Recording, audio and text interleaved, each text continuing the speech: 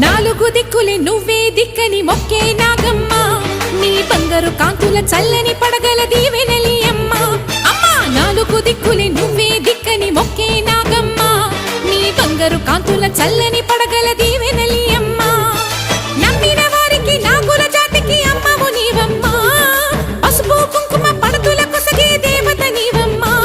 మా ఐదవతనమునకు అభయమునిచ్చి అండగా ఉండమ్మా చల్లని చూపుల నాగమ్మ మా పిల్ల